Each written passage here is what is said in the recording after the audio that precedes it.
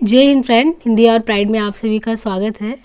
यहाँ हम आरो यारो सामान्य हिंदी का जो सीरीज लेकर चल रहे हैं उसमें वाक्यांश के लिए एक शब्द, तो इसे प्रीवियस के वीडियोज में हमने करीबन 250 क्वेश्चन इससे रिलेटेड कर लिया है और आज हम बात करते हैं इससे आगे के क्वेश्चन पे। जो स्त्री कविता करती है या रचती है, तो जो स्त्री कविता रचती है वाक्य के लिए सही शब्द का चयन करना है। कवि, आशु कवि, कवित्री, लेखिका। तो जो स्त्री कविता रचती है उसके लिए जो शब्द प्रयोग होता है उसके लिए है कवित्री। जो स्त्री कविता रचती है वाक्य के लिए सही शब्द कवित्री है। जो पुरुष कविता रचता है उसे क्या कहते हैं, तो उसे कवि कहते हैं। और जो तत्काल कविता कर डालता है उसे आशु कवि कहते हैं। जो स्त्री किसी विषय पर लिखती है वो लेखिका कहलाती है। पांडुलिपि किस वाक्य के लिए उचित शब्द है, तो पांडुलिपि हम किसके लिए प्रयोग करते हैं। पांडुलिपि जो पुस्तक की हाथ से लिखी जो प्रति होती है, पुस्तक की हाथ से लिखी प्रति को पांडुलिपि कहते हैं। तो यहाँ पे देखिए पांडुली शब्द के लिए पांडुलिपि शब्द जो है इसके लिए एक वाक्य है, पुस्तक की हाथ से लिखी जो प्रति होती है। लोगों की जानकारी के लिए प्रकाशित सूचना को विज्ञापन कहा जाता है। जो इतिहास से संबंधित है उसके लिए ऐतिहासिक। जो हाथ से लिखा गया हो उसके लिए जो शब्द प्रयोग होता है उसके लिए हस्तलिखित शब्द प्रयोग होता है। किशोरी शब्द के लिए उचित वाक्य क्या है, तो किशोरी जो है, किशोरी अथवा बाला जो है, ये दोनों ही शब्द 12 से 16 वर्ष की आयु की लड़की के लिए प्रयोग होता है, जो है किशोरी अथवा बाला। नई ब्याही वधू को नववधू अथवा नवोढ़ा तथा 1 से 10 वर्ष तक की लड़की को कन्या कहते हैं। जिस लड़की की शादी नहीं हुई उसे कुमारी कहते हैं। जो धरती फोड़ कर जन्मता हो वाक्य के लिए कौन सा शब्द उपयुक्त है, तो जो धरती फोड़ कर जन्मता हो उसके लिए कौन सा शब्द प्रयोग में लाते हैं, उद्भिज। यहाँ पे देखिए दिया गया उद्भिज जो होता है, जो धरती फोड़ कर जन्मता हो वाक्य के लिए ही सही शब्द उद्भिज है। और दोबारा जन्म लेने वाला द्विज कहलाता है तथा स्वयं उत्पन्न होने वाले वाक्य के लिए शब्द है स्वयंभू। भू अर्थात पृथ्वी को धारण करने वाला भूधर कहलाता है। जो पराये का हित चाहता हो वाक्य हेतु उपयुक्त शब्द क्या है, जो पराये का हित चाहता हो उसे क्या कहते हैं, उसे परोपकारी कहते हैं। तो जो पराये का हित चाहता हो वाक्य हेतु उपयुक्त शब्द परोपकारी है। जिसकी इच्छाएं बहुत ऊंची हो वह महत्वाकांक्षी है तथा दूसरों का उपकार करने वाला उपकारी कहलाता है। सुंदर हृदय वाला वाक्य हेतु उपयुक्त शब्द सुहृदय है। आकाश को चूमने वाला वाक्य के लिए सही शब्द का चयन करना है, तो आकाश को चूमने वाले को कहते हैं गगनचुंबी। गगनचुंबी जो है आकाश को चूमने वाले के लिए। और जो दूर की बात सोचे उसे दूरदर्शी, और जो किसी वस्तु या विषय में आसक्त ना हो उसे अनासक्त कहते हैं। धरती और आकाश के बीच का जो स्थान है वो अंतरिक्ष कहलाता है। जिसने उधार लिया हो वाक्य के लिए उपयुक्त शब्द क्या है, तो जिसने उधार लिया हो वाक्य के लिए उपयुक्त शब्द क्या है, ऋणी। ऋणी जो है जिसने उधार लिया हो उसके लिए प्रयोग करते हैं। जो उपकार मानता हो कृतज्ञ कहलाता है। जो घूस लेता हो घूसखोर कहलाता है। जिसने ऋण चुका दिया उसको उऋण कहते हैं। जो बदला ना जा सके के लिए उपयुक्त शब्द क्या है, जो बदला ना जा सके इसके लिए उपयुक्त शब्द क्या है, अपरिवर्तनीय। जो बदला ना जा सके उसके वाक्य के लिए उपयुक्त शब्द अपरिवर्तनीय है। जो प्रकृति से संबंधित है उसे प्राकृतिक तथा उत्तर द्वारा खंडन करके कहा हुआ प्रत्युक्त। जड़ से लेके चींटी तक को आमूल चूल कहते हैं। जड़ से लेकर चोटी तक है। जहाँ सेना रहती है, जहाँ सेना रहती है वो वाक्य के लिए उपयुक्त शब्द क्या है, तो जहाँ सेना रहती है सैन्यवास। जहाँ सेना रहती है वाक्य के लिए उपयुक्त शब्द क्या है, सैन्यवास अथवा छावनी। गुरु के साथ है समीप रहने वाला छात्र अंतेवासी तथा महल के अंदर का निवास वाक्य के लिए जो होता है अंतःपुर शब्द कहलाता है। सोने के स्थान या कमरा को शयनागार कहते हैं। नीतिज्ञ शब्द के लिए एक वाक्य क्या होता है, तो नीतिज्ञ के लिए जो नीतिवान हो उसके लिए नीतिज्ञ शब्द का प्रयोग करते हैं। नीतिज्ञ शब्द के लिए जो नीतिवान हो, नीति का ज्ञाता हो, नगर में रहने वाला नागरिक, मनन करने योग्य मानवीय तथा जिसका चित्त एक विषय में लगा हो उसके लिए एकाग्रचित्त। जो भवन गिर गया हो वाक्य के लिए उपयुक्त शब्द क्या है, जो भवन गिर गया हो उसके लिए क्या प्रयोग करते हैं, खंडहर। तो देखना है यहाँ पे जो भवन गिर गया हो वाक्य के लिए उपयुक्त शब्द खंडहर है। जिस स्थान पर कृषि कार्य होता है उसे खेत तथा जिस भूमि में कुछ ना पैदा हो उसको बंजर कहते हैं। बंदियों के स्थान जो रहने का होता है बंदीगृह अथवा कारावास कहलाता है। जिसमें उत्साह ना हो वाक्य के लिए उपयुक्त शब्द क्या है, तो जिसमें उत्साह नहीं है निरुत्साही। जिसमें उत्साह ना हो वाक्य के लिए उपयुक्त शब्द निरुत्साह है। जिसे बाहरी जगत का ज्ञान हो, मतलब कि जिसे बाहरी ज्ञान जगत का जो ज्ञान ना हो उसको कूपमंडूक कहते हैं। जिसे ये ना सूझे कि क्या करे क्या ना करे उसे किम कर्तव्य विमूढ़ तथा जो भय से घबराया हो उसे कातर कहते हैं। तो जो भय से घबराया हो उसे क्या कहते हैं, कातर कहते हैं। जिसे बाहरी जगत का ज्ञान नहीं हो उसके लिए कौन सा शब्द सही है, जिसे बाहरी जो है दुनिया का ज्ञान नहीं हो जगत का, उसको कूप मंडूक कहते हैं। खलवाट शब्द किस वाक्य के लिए उपयुक्त है? तो यहाँ पे दिया है खलवाट। खलवाट शब्द जो है किस वाक्य के लिए उपयुक्त है यानी प्रयोग किया जाता है? तो जिसके सिर पर बाल ना हो उसके लिए खलवाट शब्द यूज में लाया जाता है। जिसके सर पर बाल ना हो खलवाट। वह स्त्री जिसका पति दूसरा विवाह कर ले वो अध्यूढ़ा कहलाता है। तथा पुत्री का पुत्र दौहित्र कहलाता है। तो जो पुत्री होती है, पुत्री का पुत्र जो होता है दौहित्र कहलाता है। शिला पर खुदा लेख के लिए शिलालेख। कष्ट सहकर होने वाला कार्य के लिए सही शब्द क्या है? जो कष्ट सहकर होने वाला कार्य है उसको दुष्कर कहते हैं। तो यहाँ पे दिया गया है कष्ट सहकर होने वाला कार्य वाक्य के लिए सही शब्द है दुष्कर। जो भेदा या तोड़ा ना जा सके उसे अभेद्य। तथा श्रम करके जीने वाला श्रमजीवी कहलाता है। जहाँ जाना कठिन हो उसको दुर्गम कहते हैं। जिसका स्वर्गवास हो गया हो उसके लिए एक शब्द क्या प्रयोग में लाते हैं? तो जिसका स्वर्गवास हो गया हो उसके लिए एक शब्द है दिवंगत। यहाँ पे देखिए जिसका स्वर्गवास हो गया हो उसके लिए जो शब्द प्रयोग में आता है दिवंगत। शरीर से प्राण निकलना मृत्यु कहलाता है। तथा जिसने मृत्यु को जीत लिया हो मृत्युंजय। जो मृत्यु के समीप हो उसके लिए मरणासन। नभचर शब्द के लिए एक वाक्य क्या प्रयोग किया जाता है? नभचर। तो नभचर के लिए आकाश में विचरण करने वाले को नभचर कहते हैं। नभचर शब्द के लिए एक वाक्य है आकाश में विचरण करने वाला नभचर कहलाता है। रात्रि में विचरण करने वाला निशाचर अथवा रात्रिचर। 6 पैरों वाला सटपथ तथा बुरा आचरण करने वाला कदाचारी अथवा दुराचारी। जो नभ में चलता है उसके लिए एक शब्द है खेचर। तो खेचर किसको कहते हैं? जो नभ में चलता है उसके लिए जो शब्द प्रयोग में आता है वो खेचर है। जल में रहने वाला जो प्राणी होता है उसके लिए एक शब्द क्या है? तो जल में रहने वाले प्राणी के लिए एक शब्द जो प्रयोग में आता है जलचर। जल में रहने वाले प्राणी के लिए एक शब्द जलचर है। जल से उत्पन्न होने वाला प्राणी जलज तथा जल को धारण करने वाला जलधर। चतुर्भुज शब्द के लिए उपयुक्त वाक्य क्या है? चतुर्भुज। तो चतुर्भुज जिसकी 4 भुजाएं उसके लिए चतुर्भुज शब्द प्रयोग में लाया जाता है। चतुर्भुज शब्द के लिए जिसकी 4 भुजाएं उपयुक्त वाक्य जिसके 4 आनंद है चतुरानंद। 4 युगों का समूह चतुर्युग तथा 4 वर्णों का समूह चतुर्वर्ण कहलाता है। 2 बार जन्म लेने वाला, यहाँ पे देखिए कि 2 बार जन्म लेने वाला वाक्य के लिए सही शब्द का चयन करना है। तो द्विज। 2 बार जन्म लेने वाले वाक्य के लिए द्विज प्रयोग में आता है। जो धरती फोड़ कर जन्मता हो उसे क्या कहते हैं?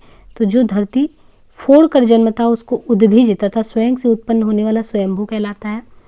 भूमि से जन्म लेने वाला भूमिज। बच्चों को सुलाने के लिए गाया जाने वाला गीत क्या कहलाता है? तो बच्चों को जो सुलाए जाने के लिए गाने वाला गीत होता है उसको लोरी कहते हैं। तो बच्चों को जो सुलाने वाला है गाना उसको लोरी कहते हैं। सोहर बच्चों के जन्म पर गाया जाता है। यहाँ पे देखिए भवितव्य। भवितव्य शब्द के लिए उचित वाक्य क्या है? तो भवितव्य के लिए जो है भविष्य में होने वाला शब्द प्रयोग करते हैं। भवितव्य शब्द के लिए उचित वाक्य है में होने वाला है भूत वर्तमान और भविष्य देखने वाला त्रिकालदर्शी। जो पहले कभी नहीं सुना गया उसे अश्रुतपूर्व कहते हैं। भविष्य की बात बताने वाला भविष्यवक्ता कहलाता है। तो भूत वर्तमान और भविष्य को देखने वाला क्या कहलाता है? त्रिकालदर्शी। जो पहले कभी नहीं सुना गया, वाक्यांश के लिए एक शब्द क्या है? तो जो पहले कभी नहीं सुना उसको अश्रुतपूर्व कहते हैं। विधुर शब्द के लिए एक वाक्य जो है, तो यहाँ पे देखिए कि विधुर शब्द के लिए एक वाक्य है जो जिसकी पत्नी मर गई हो, जिसकी पति उसके साथ है, वह स्त्री जिसका पति परदेश से आ गया हो, वह पुरुष जिसकी पत्नी उसके साथ नहीं है। विधुर शब्द के लिए एक वाक्य जिसकी पत्नी मर गई हो, ये सब प्रयोग होता है। जिसकी पत्नी उसके साथ है सपत्नीक तथा वह पुरुष जिसकी पत्नी उसके साथ नहीं है विपत्नीक। वह स्त्री जिसका पति परदेश से आ गया हो उसे आगत पथिका कहते हैं। मरणासन अवस्था वाले को जो है, तो मरणासन जो अवस्था वाला है उसके लिए एक शब्द जो प्रयोग में लाया जाता है उसको मुमूर्षु कहते हैं। जो मरने को इच्छुक हो शब्द समूह के लिए सही शब्द क्या है? मुमूर्षु। यानी जो मरने को इच्छुक है उसके लिए जो शब्द समूह है मुमूर्षु। जो मोक्ष का इच्छुक हो उसे मुमुक्ष। जिसने मृत्यु को जीत लिया हो मृत्युंजय। जो मरने के समीप हो मरणासन। जिसने प्रतिष्ठा प्राप्त कर ली हो वाक्य हेतु उपयुक्त शब्द क्या है? तो जिसने प्रतिष्ठा प्राप्त कर ली हो प्रतिष्ठित। प्रतिष्ठित जो होता है जिसने प्रतिष्ठा प्राप्त कर ली हो वाक्य हेतु उपयुक्त शब्द प्रतिष्ठित है। अच्छे आचरण वाला सदाचारी तथा जिसकी इच्छाएं बहुत ऊंची हो महत्वाकांक्षी। जो निवारण करने योग्य हो प्रतिपाय। अनुकरणीय शब्द के लिए उपयुक्त वाक्य का चयन करना है। तो अनुकरणीय के लिए जो अनुकरणीय करने योग्य हो, पीछे चलने वाला जो अनुग्रह से युक्त जो उपयुक्त ना हो। अनुकरणीय देखिए शब्द का प्रयोग अगर देखें तो अनुकरणीय शब्द के लिए उपयुक्त वाक्य जो अनुकरण करने योग्य हो, पीछे चलने वाले को अनुगामी तथा जो कृपा करे अनुग्रहित, उसके लिए अनुग्रहित शब्द उपयुक्त है। जो उपयुक्त ना हो उसे अनुपयुक्त कहते हैं। बढ़ा चढ़ाकर कहने के लिए एक शब्द क्या होता है, तो बढ़ा चढ़ाकर जो कहने के लिए अतिशयोक्ति शब्द का प्रयोग करते हैं। जिसका यश चारों ओर फैल गया हो उस वाक्य हेतु उपयुक्त शब्द क्या है, तो जिसका यश चारों ओर फैल गया हो यशस्वी कहलाता है। जिसका यश चारों ओर फैल गया हो वाक्य हेतु उपयुक्त शब्द यशस्वी है। जिसने प्रतिष्ठा प्राप्त कर ली हो प्रतिष्ठित, तथा मनुष्य के पुरुषार्थ द्वारा रचा गया पौरुषेय। जिसकी इच्छाएं बहुत ऊंची हो उसके लिए उपयुक्त शब्द महत्वाकांक्षी है। जो क्षमा पाने लायक है उसके लिए उपयुक्त शब्द का चयन करना है, तो जो क्षमा पाने लायक है उसके लिए उपयुक्त शब्द है क्षम्य। जो क्षमा पाने लायक है उसके लिए क्षम्य शब्द प्रयोग करते हैं। जो क्षमा पाने के योग्य नहीं वह अक्षम्य है, तथा जिसे वश में करना कठिन हो दुधूर्ष कहलाता है। जो सबको मान्य है उसके लिए सर्वमान्य शब्द उपयुक्त है। जिसके 4 पद है, तो जिसके 4 पद है उसके लिए क्या शब्द प्रयोग करते हैं, चतुष्पद। तो जिसके 4 पद है उसके लिए चतुष्पद। चौपाया। जिसकी 4 भुजाएं हैं उसे चतुर्भुज, तथा जिस स्थान से 4 रास्ते निकलते हैं उसके लिए चौराहा। जिसमें 4 कोण हो उसे चतुष्कोण कहते हैं। जिसकी तुलना ना की जा सके, तो जिसकी तुलना ना की जा सके अनुपम, अतुलनीय, अद्वितीय, अवंदनीय। तो यहाँ पे देखिए जिसकी तुलना ना की जा सके उसके लिए जो शब्द प्रयोग होता है अतुलनीय। अतुलनीय जिसकी तुलना ना की जा सके। जिसकी उपमा ना हो अनुपम, तथा जिसके समान कोई दूसरा ना हो अद्वितीय। जो वंदना के योग्य ना हो वो अवंदनीय। जिसे जीता ना जा सके उसके लिए उपयुक्त शब्द क्या है, तो जिसे जीता ना जा सके उसके लिए उपयुक्त शब्द क्या है, इसमें से अजेय। जिसे जीता ना जा सके उसे अजेय कहते हैं। जिसे जाना ना जा सके उसे अज्ञेय कहते हैं। जिसे कठिनता से जीता जा सके उसे दुर्जेय, एवं जिसे पराजित ना किया जा सके उसे अपराजेय कहते हैं। जिसे पराजित ना किया जा सके तो वही है अपराजेय। किसी बड़े आदमी के निधन की वार्षिक तिथि के लिए उक्त वाक्य क्या है, पुण्यतिथि। किसी बड़े आदमी के निधन की वार्षिक तिथि के लिए जो शब्द प्रयोग में लाया जाता है पुण्यतिथि। किसी के जन्म लेने का दिन जन्मदिन, तथा किसी के जन्म के समय होने वाला उत्सव जन्मोत्सव। वर्ष में मनाया जाने वाला उत्सव वार्षिक उत्सव कहलाता है। वह जिसका शोषण किया गया हो उसके लिए उचित शब्द का चयन करना है, तो वह जिसका शोषण किया जाए उसके लिए उचित शब्द क्या है, शोषित। निम्न जाति में जन्म लेने वाला अंत्यज, तथा जिस पर हमला ना किया गया उसे अनाकांत। जो शोषण करता हो उसे शोषक कहते हैं। जिसको भूमि के अंदर की जानकारी हो उसके लिए सही शब्द का चयन क्या है, तो भूमि के अंदर की जानकारी हो तो भूगर्भ वेत्ता कहलाता है। जिसको भूमि के अंदर की जानकारी हो उसके लिए सही शब्द क्या है, भूगर्भ वेत्ता। जो भू पृथ्वी को धारण करे उसे भूधर, तथा पृथ्वी से संबंधित पार्थिव प्राचीन काल का ज्ञाता पुरावित कहलाता है। किसी कार्य को दी जाने वाली आर्थिक सहायता वाक्य हेतु उपयुक्त शब्द क्या है, तो अनुदान कहते हैं। यानी किसी कार्य के लिए जो है, किसी कार्य के लिए जो दी जाने वाली सहायता होती है आर्थिक सहायता, उसके लिए अनुदान शब्द प्रयोग में आता है। किसानों की सहायता के लिए दिया जाने वाला धन तकावी, तथा भेंट के रूप में नगद दिया जाने वाला धन दक्षिणा। जो धन उधार दिया जाता है उसे ऋण कहते हैं। दिए गए वाक्यों में कौन सा वाक्य निर्भय शब्द के लिए उपयुक्त है, तो निर्भय। निर्भय जो है किसी का भय ना हो तो उसके लिए जो शब्द प्रयोग करते हैं निर्भय। तो यहाँ पे निर्भय शब्द के लिए उपयुक्त वाक्य है, जिसे किसी का भय ना हो उसके लिए निर्भय का करते हैं। जो दान पर चलता हो उसके लिए दिए गए शब्दों में से कौन सा शब्द सही है, तो दान वृत्ति। जो दान पर चलता हो उसके लिए सही शब्द क्या है, दान वृत्ति जो है शब्द प्रयोग करते हैं। जिसके पास कुछ ना हो उसके लिए अकिंचन, तथा किसी कार्य के लिए दी जाने वाली आर्थिक सहायता के लिए अनुदान। ईश्वर के सहारे अनिश्चित आय वाले को आकाश वृत्ति कहते हैं। दिए गए शब्दों में कौन सा शब्द जो अवैध संतान के वाक्य के लिए उपयुक्त है, कुलीन, दत्तक, जारज, अंत्यज। तो जो अवैध संतान हो, यहाँ पे जो अवैध संतान हो उसके लिए उपयुक्त शब्द जारज है। गोद लिया हुआ पुत्र दत्तक, जो ऊंचे कुल में उत्पन्न हुआ उसे कुलीन, तथा जिसका जन्म शूद्र वर्ण में हुआ अंत्यज कहलाता है। बहुत तेज चलने वालों के लिए एक शब्द क्या प्रयोग में लाते हैं, तो द्रुतगामी। देखिए जो बहुत तेज चलता है, बहुत तेज चलने वाले के लिए जो शब्द समूह प्रयोग में लाया जाता है उसको द्रुतगामी।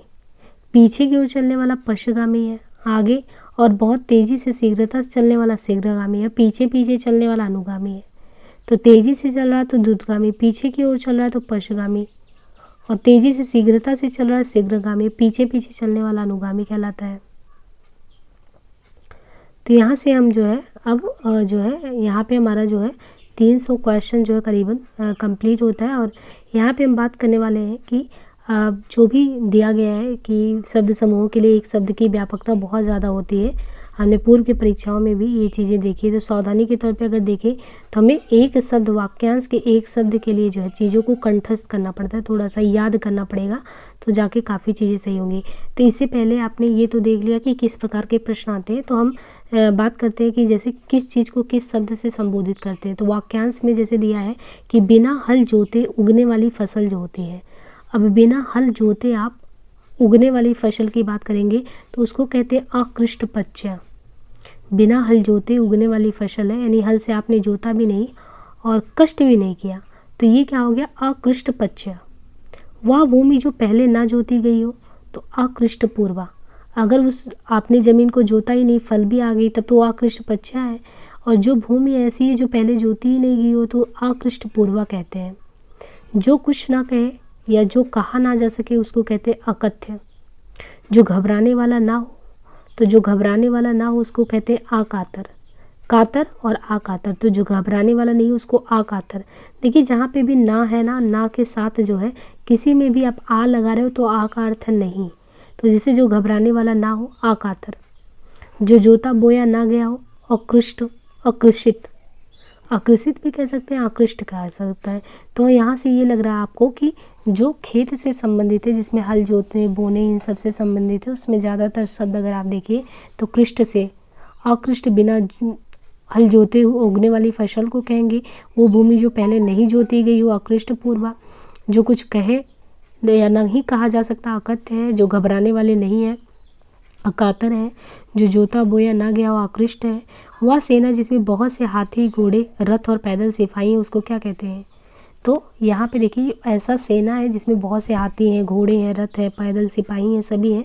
तो उसके लिए जो शब्द प्रयोग में लाया जाता है उसको क्या कहते हैं, उसको अछौहड़ी कहते हैं, अछौहड़ी। और जो तर्क से सिद्ध ना हो उसको अतर्क कहते हैं।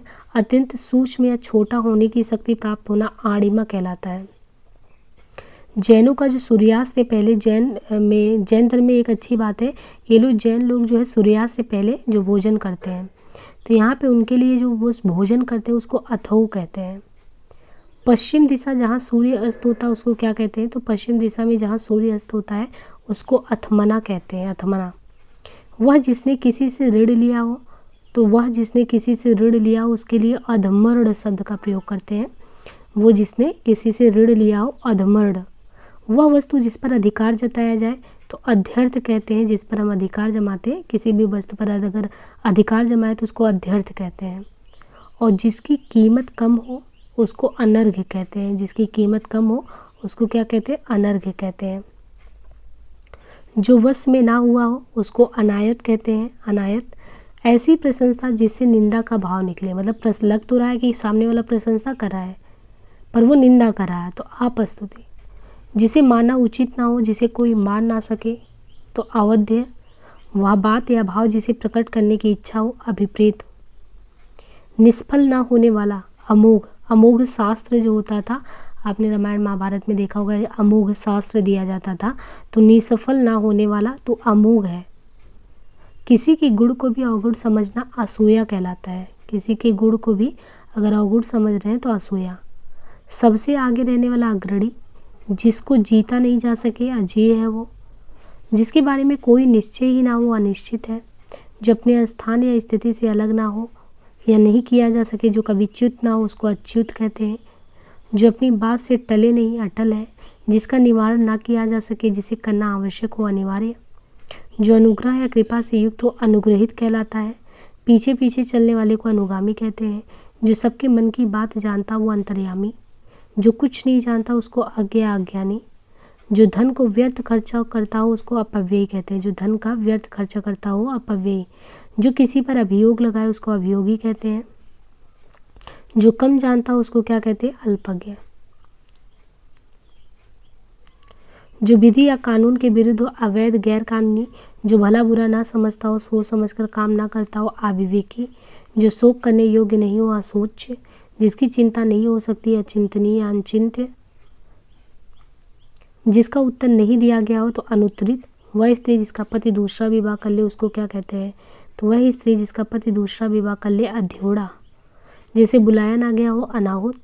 परंपरा से चली आई हुई बात या कथा अनुश्रुति, एक एक अक्षर तक अक्षरशः जिस पर अभियोग लगाया गया हो अभियुक्त, जिसके अंदर अर्थ भरा हो अर्थ गर्भित कहलाता है, जिसकी गिनती ना हो सके अनगिनत, जो शुद्ध ना हो अशुद्ध, जिसे पढ़ा ना जा सके अपठ्य, जो प्रमाण द्वारा सिद्ध ना हो सके अप्रमेय, जिस जमीन में उत्पन्न करने की शक्ति नहीं है उसको क्या कहते हैं? बंजर है, वो अनुर्वर है, उशर है।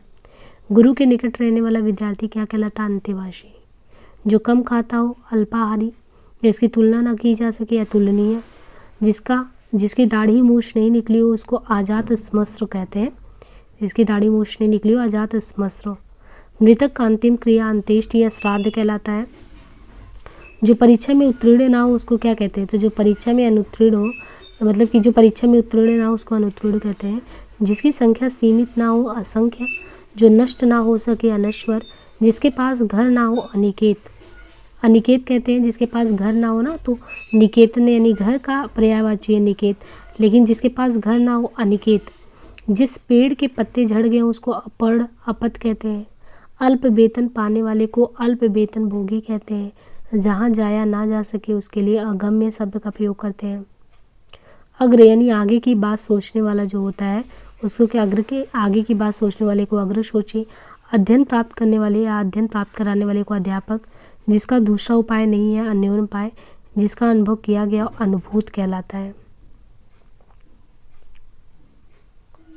जिसकी आशा ना की जाए अप्रत्याशित, जिसकी उपमा ना हो अनुपमा अनुपमम, जिसकी कल्पना ना की जा सके अकल्पनीय कल्पनातीत, जिसे हंसी से अट्टालिका तक हिल सके, जिस हंसी से अट्टालिका तक हिल सके अट्टहास, जिसकी सीमा ना हो असीम, कभी नहीं मरने वाला अमर, दोपहर के बाद का समय अपराह्न, बिना पलक गिराए या बिना पलक झपके अनिमेष अपलक एकटक, जिसके माता पिता नहीं है अनाथ।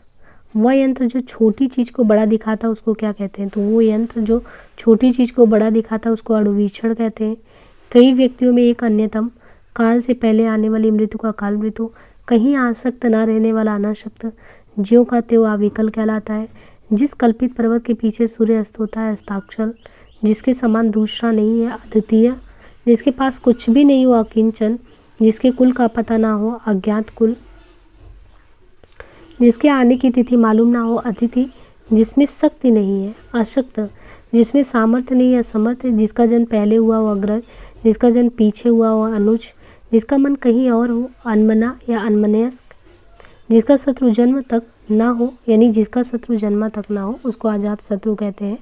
जिसे कभी भेदा ना जा सके अभेद्य, अत्यधिक वर्षा होना अतिवृष्टि कहलाता है, वर्षा का ना होना अनावृष्टि कहलाता है।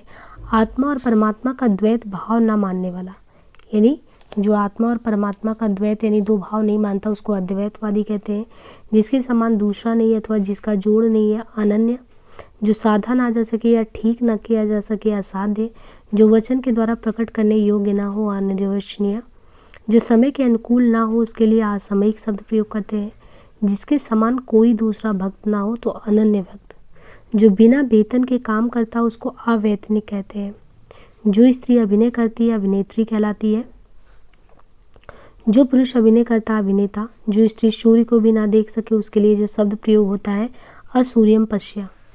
जो जन्म नहीं लेते अजा, जो नहीं हो सकता असंभव, जो कार्य अवश्य होने वाला है अवश्यम भावी, जो चलता नहीं है अचल, जो अल्प बोलता है यानी जो व्यक्ति कम बोलता है उसके लिए अल्पभाषी शब्द का प्रयोग करते हैं।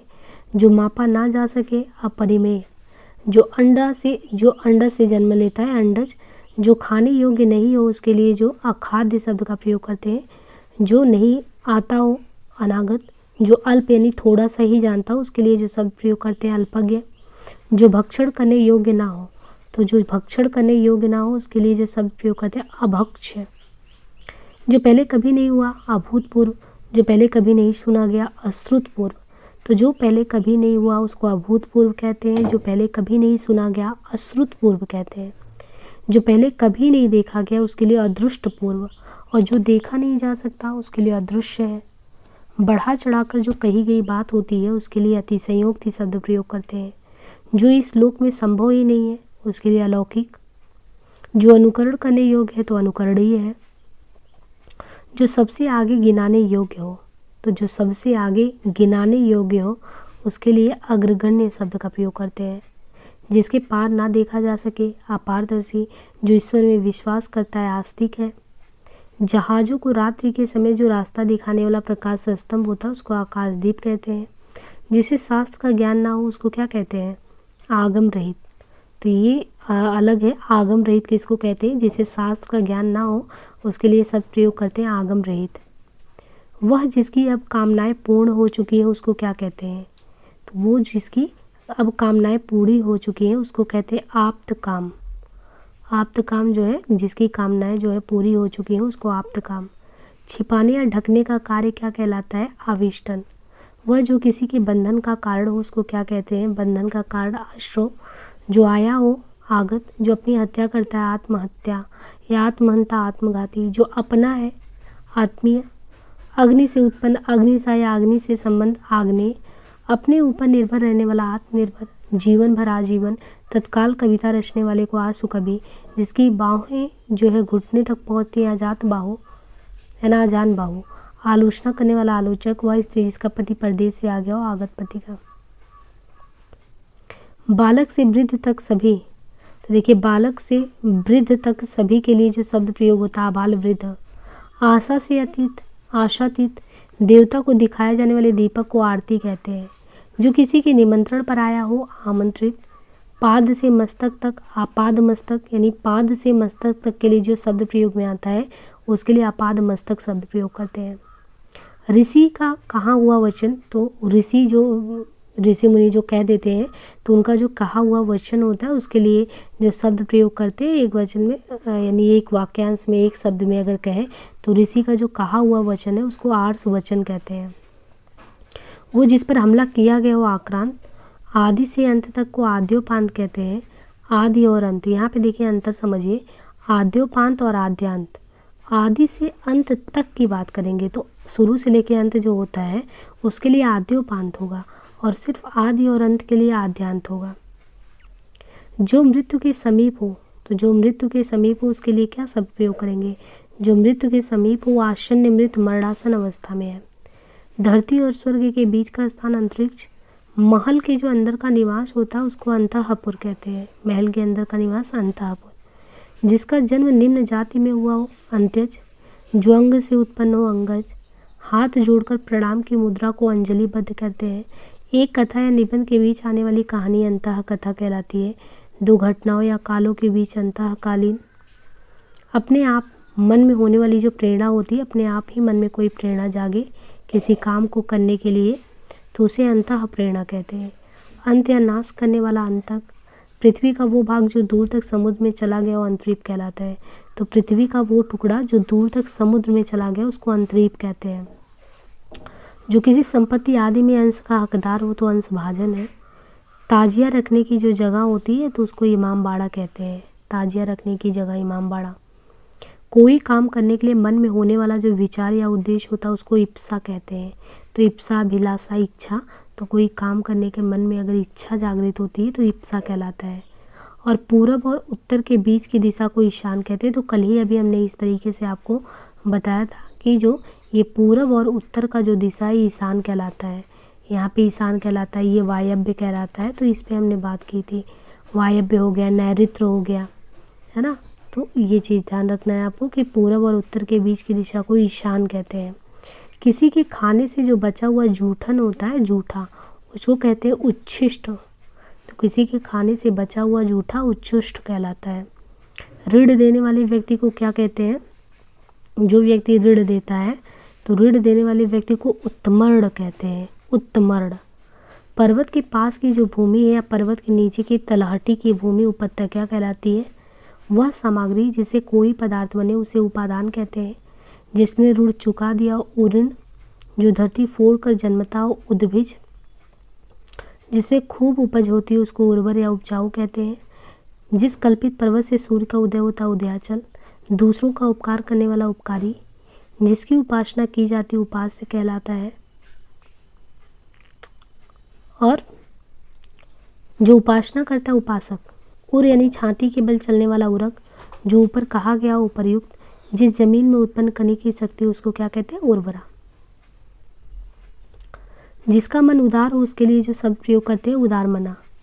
जिसकी उपमा दी जा सके उपमेय, जिससे उपमा दी जाए तो उपमान, जो उद्धार करता उद्धारक, जिसका चित्त एक विषय में लगा हो एकाग्र चित्त, जो दिन में एक बार भोजन करता उसको एकाहारी कहते हैं, जिस पर दूसरे का अधिकार ना हो एकाधिकार, जो इच्छा के अधीन है ऐच्छिक है इच्छाधीन, जो इतिहास से संबंध रखता हो ऐतिहासिक।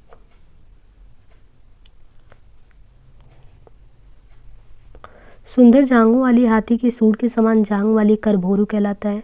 पूर्व जन्म में किए गए कर्मों का फल कर्म विपाक, जो कहने योग्य कथ्य कथनीय, कर्म में बाधा डालने वाला कर्मोपघात, जो कहा गया हो कथित, जो कर्तव्य से च्युत हो गया हो कर्तव्यच्युत, जो पुरुष कविता लगता हो तो जो पुरुष कविता लिखता हो तो उसके लिए कवि, जो कला जानता हो कलाविद या कलाकार, जो स्त्री कविता लिखती कवित्री, जो कष्ट सहन कर सके कष्ट सहिष्णु, जो कानों को सुनने में कटु लगे उसको कर्ण कटु कहते हैं, जो कल्पना से परे अतीत थे तो कल्पनातीत, जहाँ मुर्दे गाड़े जाते हैं कब्रगाह या समाधि भूमि, कष्ट से साध्य होने वाला कष्ट साध्य, कुछ समय के लिए नियुक्त अधिकारी को कार्यवाहक कहते हैं। जिस स्त्री के एक ही संतान होकर फिर कोई संतान ना हुई, इसके लिए जो शब्द प्रयोग में आता है उसके लिए वो शब्द है काकबंध्या।